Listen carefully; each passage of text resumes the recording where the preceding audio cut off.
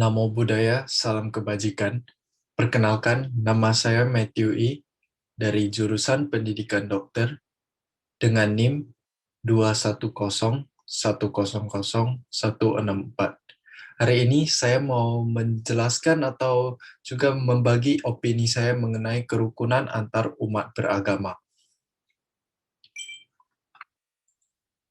Nah, sebenarnya apa sih itu kerukunan?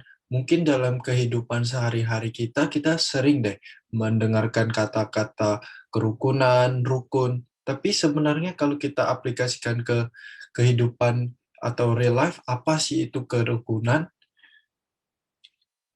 Nah, kalau dari versi KBBI dengan definisi rukun, soalnya kata kerukunan, kata dasarnya itu dari rukun, maka definisi kerukunan adalah baik dan damai.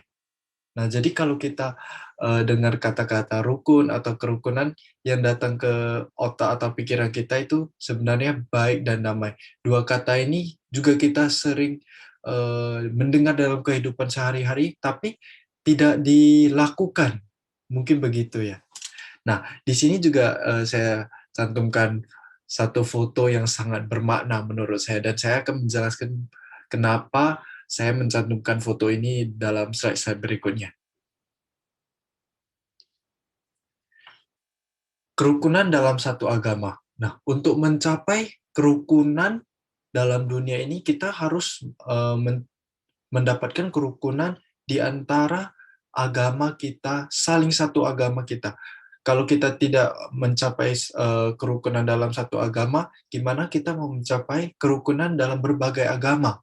Nah, itu deh poinnya di sini. Dan untuk mencapai kerukunan dalam satu agama, kita tidak boleh saling menghakimi atau mungkin di dalam satu agama ada beberapa aliran dan kita tidak boleh bilang satu aliran ini sesat atau aliran itu yang lebih bagus. Kita harus menerima dan mengerti orang lain.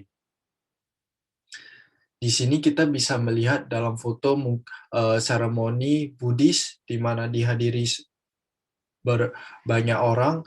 Dan nah, soalnya saya sendiri beragama Buddhis, maka saya bisa menjelaskan lebih dalam mengenai seremoni-seremoni begini.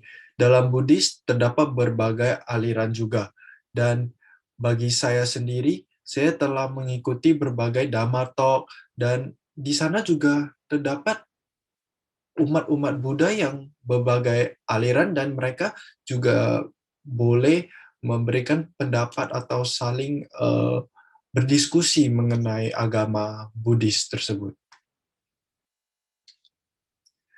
Kerukunan di antara beda agama.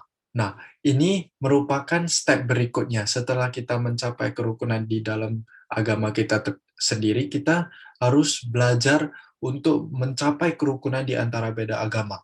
Kalau di Indonesia sendiri, ada 6 agama yang diakui, yaitu Islam, Protestan, Katolik, Hindu, Buddhisme, dan Konghucu.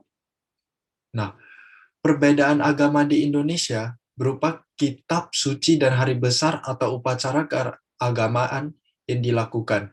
Berdasarkan pasal 28 ayat UUD 1945, setiap warga negara bebas memeluk agama dan beribadah sesuai agamanya. Nah, itu yang penting.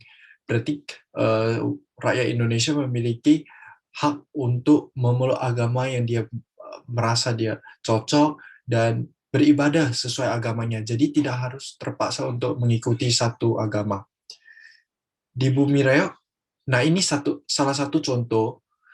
Di Bumi Raya ada sebuah kampung Buddha di Dusun Sodong, Desa Gelang Kulon. Nah, Kecamatan Sampung. Di sana umat Budanya di kampung tersebut rela menunda silaturahmi perayaan Waisak untuk menghormati Muslim yang menjalankan puasa Ramadan. Ini salah satu contoh kerukunan di antara beda agama. Dan dari contoh ini, kita juga bisa mengenal lebih dalam dengan kata toleransi, yang kita juga sering dengar dalam kehidupan setiap hari. Ini ada satu quote dari Dalai Lama yang saya sangat suka. Dia bilang, compassion and tolerance are not a sign of weakness, but a sign of strength. Di mana kalau kita belajar untuk mengasihi dan mentoleransi, itu bukan merupakan kelemahan kita. Justru itu adalah kelebihan kita. Di saat kita bisa mentoleransi lebih dan mengasihi orang lain lebih dari uh, yang lain, itu merupakan kelebihan kita. Nah, bagaimana sih kita mau mencapai kerukunan ini? Sepertinya tidak terlalu susah ya. Sebenarnya kita hanya perlu saling menghormati, saling mengerti, dan jangan menghakimi orang lain. Kadang kita suka bilang, kenapa kamu mengikuti agama itu, agama B atau agama C? Sebenarnya itu tidak perlu keluar dari mulut kita. Kita seharusnya saling mengerti dan saling menghormati. Oh, mungkin dia lebih cocok di agama tersebut. Dan dengan melakukan itu, kita sebenarnya sudah melakukan satu step untuk mencapai kerukunan.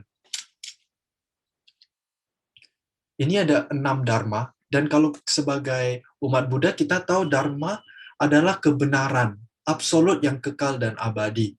Nah, ini adalah 6 dharma untuk membantu mencapai kerukunan. Yang pertama adalah memancarkan cinta kasih dalam perbuatan kita sehari-hari, menggunakan cinta kasih dalam setiap ucapan. Yang ketiga, selalu mengarahkan pikiran pada kebajikan.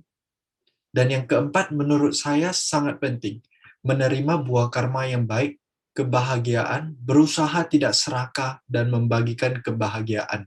Nah, kalau kita coba relate atau terapkan ke kerukunan, sebenarnya di saat kita ada kerukunan, di sanalah kita merasakan kebahagiaan juga. Soalnya kalau kita tidak merasa damai dan situasinya sedang tidak baik-baik saja, kita tidak akan merasa bahagia. Nah, yang kelima, melaksanakan sila. Dan yang terakhir, mempunyai pandangan yang sama yang bersifat membebaskan diri dari penderitaan. Semua orang di dunia ini tidak ingin merasakan penderitaan. Makanya salah satu dharma yang di sini adalah yang keenam ini, mempunyai pandangan yang sama yang bersifat membebaskan diri dari penderitaan. Sekian dari saya, dan saya harap semua yang menonton ini dapat memahami opini saya mengenai kerukunan antar umat beragama. Terima kasih, Namo Buddhaya.